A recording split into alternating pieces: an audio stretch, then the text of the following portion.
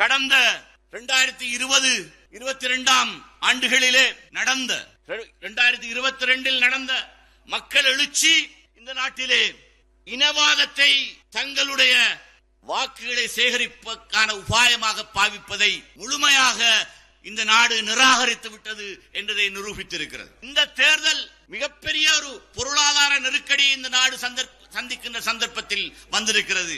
என்னால் மட்டும்தான் பொருளாதாரத்தை மீட்க முடியும் என்று சொல்லுகிறார் ரணில் விக்ரமசிங்க. அவருடைய அணியிலே அவரை தவிர வேறு யார் இருக்கிறார்கள்? ஒரு ஜனாதிபதி தேர்தல் வருகின்ற போது சிறுபான்மை மக்களுக்கு அவருடைய வாக்குகளின் பெருமானத்தை சரிவர அளவிட்டு தாங்கள் தெரிவு செய்கின்ற தேர்வின் மூலம் இந்த நாட்டுக்கான தலைமையை தெரிவு செய்வது மாத்திரமல்ல, தேசிய தலைவர்கள் உங்களை நாடி வருகிற மிக முக்கியமான ஒரு தேர்தல் ஜனாதிபதி தேர்தல். ஒரு பாராளுமன்ற தேர்தல் வந்தால் கட்சிக்கு வாக்களியுங்கள், உங்களுக்கு தேவையான உங்களுடைய சமூகத்தின் பிரதிநிதிகளை தெரிவு செய்து கொள்ளுங்கள் என்றுதான் சொல்வார்கள். ஆனால் தனக்கு வாக்கு கேட்கிற ஒரு நிலவரம் தேசிய தலைமைகளுக்கு ஏற்படுவது ஒரு ஜனாதிபதி தேர்தலில் தான். அந்த தேர்தலை மிக சாணக்கியமாக சிறுபான்மை சமூகங்கள் பயன்படுத்திக் கொள்ள வேண்டும். முஸ்லிம் காங்கிரஸ், அகில இலங்கை மக்கள் காங்கிரஸ் என்கிற இந்த கட்சிகள் இன்று ஒரு தெரிவை செய்து உங்களுக்கு முன்னாலே சஜித் பிரேமதாசவை ஆதரிக்க சொல்லுகிற 2வது தடவை இது. இதற்கு முன்பும் அவரை நாங்கள் ஆதரிக்க சொன்னோம். அந்த கட்டத்திலே உங்களுக்கு தெரியும், கோட்டாபய ராஜபக்ஷ இந்த உயிர்த்த ஞாயிறு தாக்குதலுக்கு பின்பு இந்த நாட்டின் பெரும்பான்மை மக்களை உணர்ச்சி வசப்படுத்தி நாட்டுடைய பாதுகாப்பு இன்று மிக அச்சுறுத்தலுக்குள்ளாகி இருக்கிறது.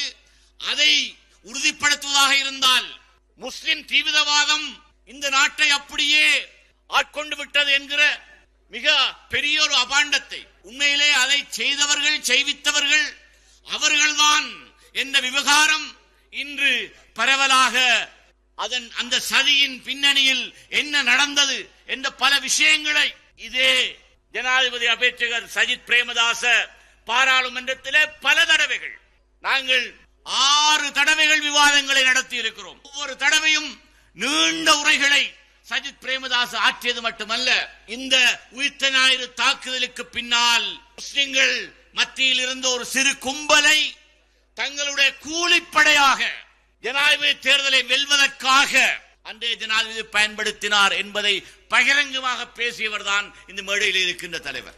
அவருடைய ஆட்சியில் அந்த சதியின் பின்னணி சம்பந்தமான சரியான ஒரு விசாரணை, அதில் தண்டிக்கப்படவர்கள் யார், எந்த அரச இயந்திரத்தின் கூலிப்படைகள் அதிலே பங்கேற்றன என்பதை பற்றியெல்லாம் நாங்கள் வெளிச்சத்துக்கு கொண்டு வர இருக்கின்றோம். அந்த கூலிப்படைகளில் முக்கியமானவர்கள் அரசாங்கத்தின் பதவிகளை வைத்துக் கொண்டு ரணில் விக்ரமசிங்கோட மேடையிலே உட்கார்ந்திருக்கிறார்கள் என்ற விவகாரம் ஐக்கிய நாடுகள் மனித உரிமை ஆணையகத்துக்கு முன்னே சத்திய கடதாசி மூலம் அந்த இயக்கத்திலே இருந்த ஒருவரும் கூட பகிரங்கமாக சொல்லி இருக்கிறார். இப்படி அரங்கேற்றுகின்ற விவகாரங்கள் இன்று நேற்று நடக்கிற விஷயம் அல்ல. இதே கூலிப்படைகள் உங்களுக்கு ஞாபகம் இருக்கும், பொத்திலும் பொத்துவிலும் உயிர்களை பலிகொண்டது என்பது.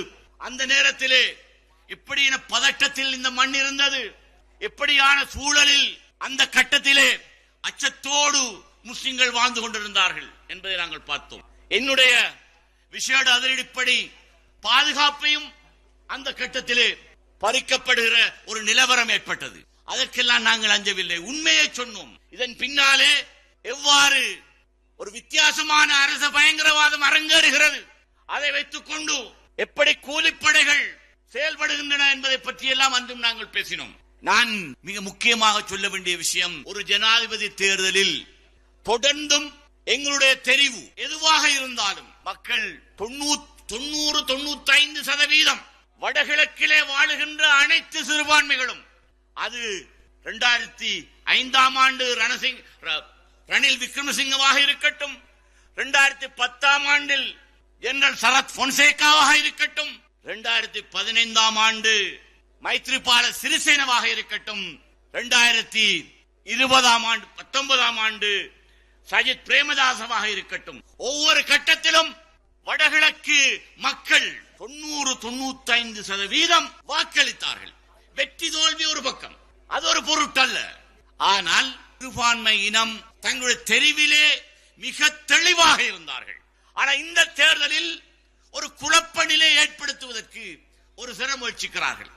அப்படி ஒரே பக்கமாக இந்த தேர்தலிலும் சரியான தெரிவு நாங்கள் இருக்கின்ற தரப்பிலேதான் இருக்கிறது என்ற செய்தியை எப்படியாவது குலைக்க வேண்டும். மிக தெளிவாக இந்த விவகாரங்களை நாங்கள் மிக உன்னிப்பாக ஒருடைய பேச்சை மதானித்தால் கடந்த 2020-22 ஆண்டுகளிலே நடந்த 2022 நடந்த மக்கள் எழுச்சி இந்த நாட்டிலே இனவாதத்தை தங்களுடைய வாக்குகளை சேகரிப்பதற்கான உபாயமாக பாவிப்பதை முழுமையாக இந்த நாடு நிராகரித்து விட்டது என்பதை நிரூபித்திருக்கிறது. இந்த பின்னணியிலே தான் இந்த தேர்தல் மிகப்பெரிய ஒரு பொருளாதார நெருக்கடியை இந்த நாடு சந்திக்கின்ற சந்தர்ப்பத்தில் வந்திருக்கிறது. என்னால் மட்டும்தான் பொருளாதாரத்தை மீட்க முடியும் என்று சொல்லுகிறார் ரணில் விக்ரமசிங்க. அவருடைய அணியிலே அவரை தவிர வேறு யார் இருக்கிறார்கள்? எங்களுடைய அணியை பாருங்கள். டாக்டர் ஹர்ஷதி சில்வா, எரான் விக்ரமரட்ன, கபீர் ஹஷீம் போன்ற பொருளாதார நிபுணர்கள், அதுவும் ரணில் விக்ரமசிங்கவுடைய ஆட்சியிலே அவராக தெரிவு செய்த பொருளாதார நிபுணர்கள் சஜித் பிரேமதாச அணியிலே இருப்பதற்கான காரணம் என்ன? இதை நீங்கள் தெளிவாக பார்க்க வேண்டும். அவர்களுடைய நிபுணத்துவம், அவர்களுக்கு சர்வதேச சமூகத்தோடு இருக்கின்ற தொடர்பு, இங்கிருக்கிற எல்லா வெளிநாட்டு தூதுவர்கள், இந்த 3 பேரையும் தான் இந்த நாட்டிலே பொருளாதார விவகாரங்களில் கருத்து சொல்லுகின்ற, கருத்துக்களை கேட்கின்ற ஒரு நிலவரம் இருந்து கொண்டிருக்கிறது. ரணில் விக்ரமசிங்க தவிர்த்து வேறு யார் தான் ஒரு நிதியமைச்சர் பதவிக்கு தகுதியானவர் இருக்கிறார்?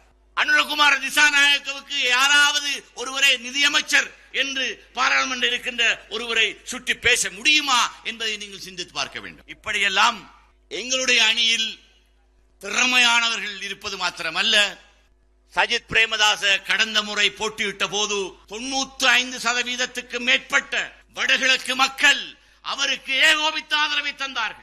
அதே ஆதரவை இன்ஷா அல்லாஹ் இம்முறையும் அவர் பெறுவார் என்பதிலே நாங்கள் பூரண நம்பிக்கையோடு இருக்கிறோம். சகோதர தமிழ் மக்களும் இந்த கோரிக்கையை மிக கவனமாக செவிமடுக்க வேண்டும். உங்களுடைய வாக்குகளை சிதறடிப்பதுதான் ரணில் விக்ரமசிங்கவுடைய நோக்கம்.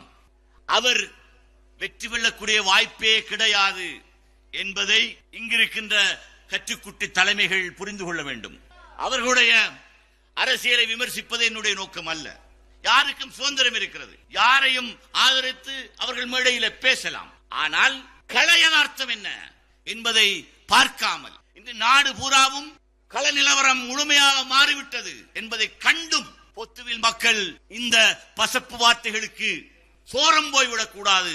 தொடர்ந்தும் கடந்த காலங்களில் எப்படி இந்த தலைமைகள் உங்களிடம் இதை சொன்னதோ அதை நீங்கள் சிறமேல் தாங்கி உங்களுடைய வாக்குகளை அள்ளி கொட்டினீர்களோ அதே விகிதாசாரத்தில் நீங்கள் செய்ய வேண்டும். ஏராளமான பிரச்சனைகள் இன்னும் நிறைவேறாமல் இருக்கிறது என்பது தெரியும். எங்களுடைய ஜனாதிபதி வேட்பாளர் அந்த விஷயங்களை பேசுவார்.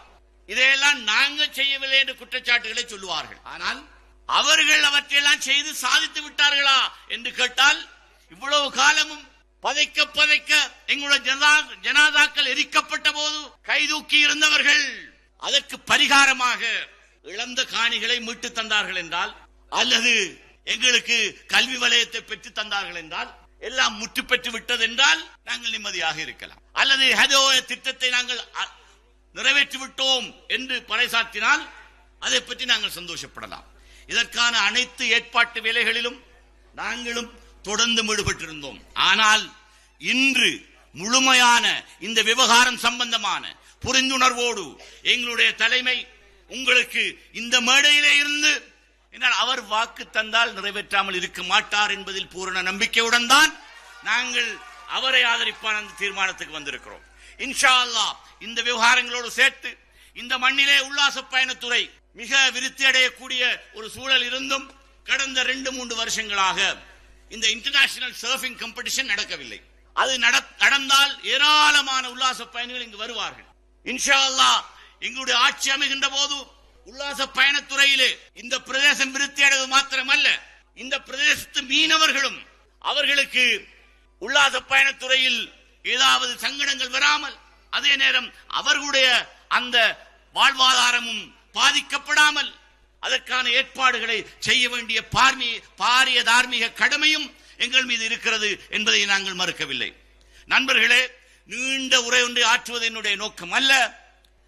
ஏனென்றால் கடந்த காலங்களில் நாங்கள் செய்யாத எல்லா விஷயங்களுக்கும் விமர்சனங்கள் இருக்கலாம். ஆனால் ஆட்சியாளர்கள் அந்த ஆட்சியில் என்னென்ன விதமான சவால்களை நாங்கள் சந்திக்கிறோம், அந்த சந்திப்பின் போது எப்படியான முயற்சிகளை ஆரம்பத்திலே எடுத்திருந்தோம், எதையெல்லாம் செய்தோம் என்பதை பற்றிய நிறைய விழாவாரியான விவரங்களை நாங்கள் ஏற்கனவே மேடைகளில் பல தடவைகள் பேசியிருக்கிறோம். தொடர்ந்தும் அதை பேசுவதை விடவும் செய்விப்பதுதான் இந்த எங்களுக்கு இருக்கிற கடமை. இன்ஷா அல்லாஹ் செய்விப்பதற்கான தருணம் வந்திருக்கிறது. அந்த தருணத்தை எங்களுடைய இந்த ஜனாதிபதி வேட்பாளர் சஜித் பிரேமதாச நிச்சயமாக வெற்றியடைகின்ற போது அவருடைய ஆட்சியில் இந்த கனவுகள் எல்லாம் நிறைவேறும், நனவாகும் என்று சொன்னவனாக உங்கள் மத்தியிலிருந்து பணிவன்போடு விடைபெற்றுக் கொள்கிறேன். நன்றி. வார்தாவான அல்ஹம்துலில்லாஹி ரப்பில் ஆலமீன். அஸ்ஸலாமு அலைக்கும். இது போன்று பல செய்திகளை தெரிந்து கொள்ள நமது வைப்ஸ் டிவி யூடியூப் தளத்தை சப்ஸ்கிரைப் செய்து அருகிலுள்ள பெல் பட்டனை கிளிக் செய்யுங்கள். மேலும் பல செய்திகளை அறிந்து கொள்ள www.baibznews.com, vibesnews.com என்ற இணையதளத்தை பார்வையிடுங்கள்.